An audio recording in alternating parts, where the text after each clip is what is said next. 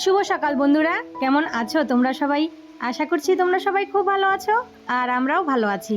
আমার আরও একটি নতুন ভিডিওতে তোমাদের সবাইকে অনেক স্বাগত জানাই। আজ হচ্ছে বুধবার আর এখন বাজে ঘড়ির কাঁটায় ওই সকাল 6:30 মতো। তবে চলো আজকের ভিডিওটা এইখান থেকেই শুরু করছি। আশা করি ভিডিওটা তোমাদের ভালো লাগবে। ভিডিওটা ভালো লাগলে তো বন্ধুরা একটা লাইক কমেন্ট শেয়ার করে দিও আর চ্যানেলটা সাবস্ক্রাইব করে আমার পাশে থেকো আর আমাকে একটু সাপোর্ট করো, যাতে আমিও ইউটিউবে একটু নিজের জন্য জায়গা তৈরি করে নিতে পারি। আর তোমাদের ভালোবাসা ছাড়া কিন্তু এটা একদমই অসম্ভব।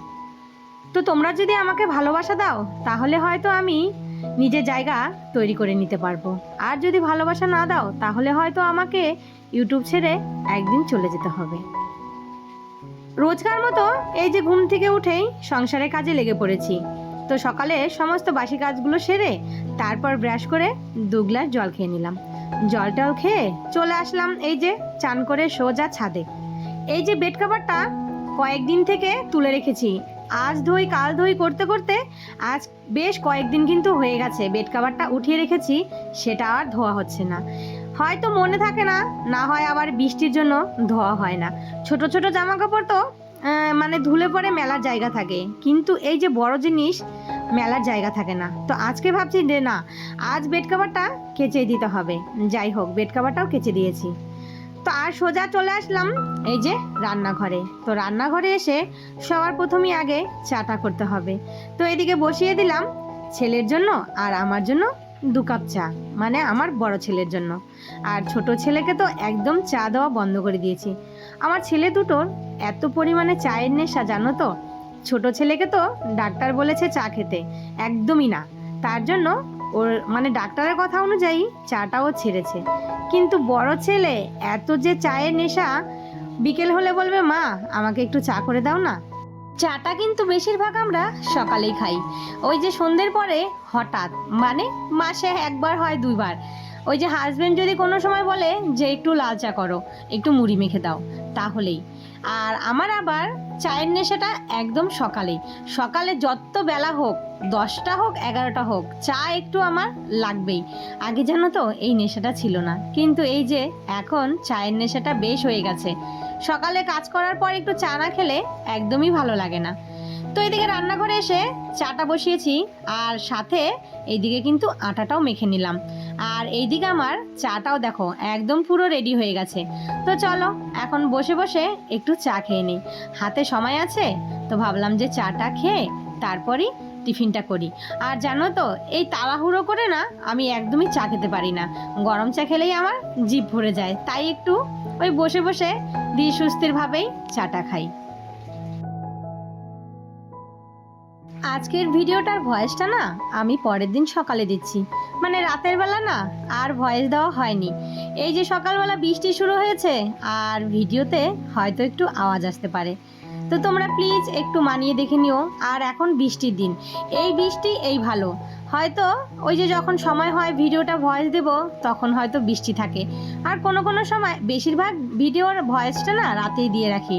আর কোনো কোনো দিন হয়তো ইচ্ছে হয় না যে না এখন ভালো লাগছে না, পরের দিন সকালে দেব, তখন ওই যে একটু একটু আওয়াজ। আর আজকে যখন বসেছি সকাল থেকে অঝরে বৃষ্টি হয়ে যাচ্ছে, তাই যতই জানলা দরজা বন্ধ করো একটু তো আওয়াজ আসবেই। এইটুকু তোমরা মানিয়ে গুছিয়ে দেখে নিও বন্ধুরা। তো এদিকে দেখো হাজবেন্ডের জন্য টিফিন করেছি আর সাথে করলাম ছেলের জন্য 2টো চিনি ভরা এই যে পরোটা, ও আবার টিফিনে নিয়ে যাবে। আর এইদিকে সকাল সকাল তোমাদেরকে আজকে কলা দেখাচ্ছি, কেন বলো তো?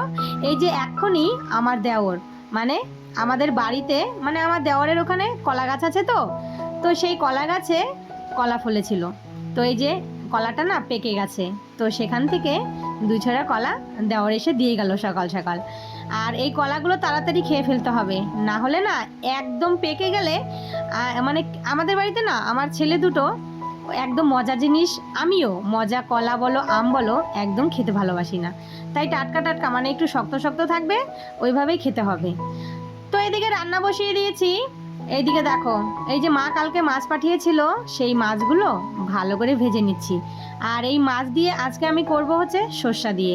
এখানে তেলাপোয়া মাছ আছে আর সাথে আছে একটা মাছ, সেটা হচ্ছে সরপুঁটি বলে না, সেই সরপুঁটি মাছ, মানে পুকুরের।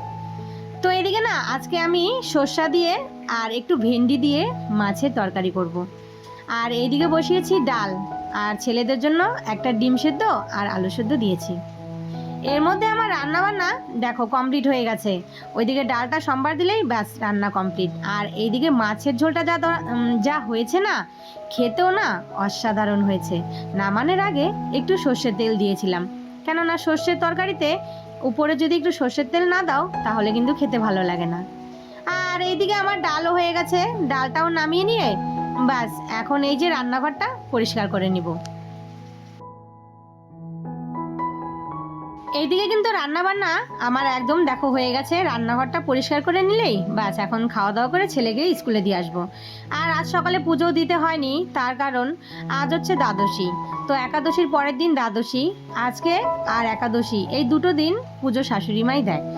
আর ওই দুটো দিন আমাকে পুজো দিতে হয় না, তার কারণ হচ্ছে এটাই, শাশুড়ি মা একাদশী পালন করে, তো সেই 2 দিন ঠাকুর ঘরে উনি যায়। আর আদার্স 12 মাস আমাকেই পুজো দিতে হয়।